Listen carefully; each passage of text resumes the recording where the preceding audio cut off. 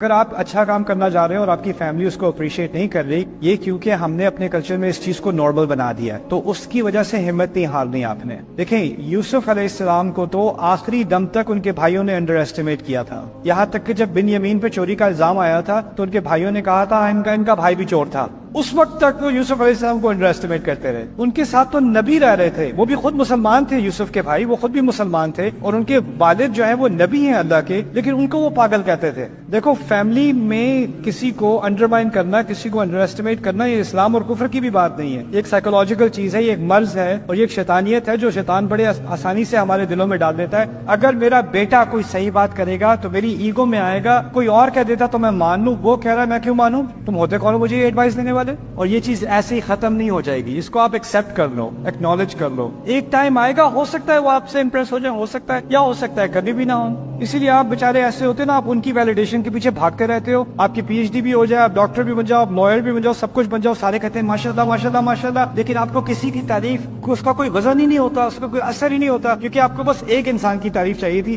آپ کے فادر کہہ دیتے آپ I am proud of you, آپ کی مدر کہہ دیتی بیٹا بڑا ناز ہے تم پر، لیکن وہ تو کہیں گے نہیں، ان کو تو تکلیف ہوتی ہے یہاں پر پسلی میں، اگر کوئی اچھی بات کہہ دیں تو انہوں نے تو کہنا نہیں ہے، تو آپ بس اسی انتظام میں نہ بیٹھے رہو۔ This is a problem of validation in our society.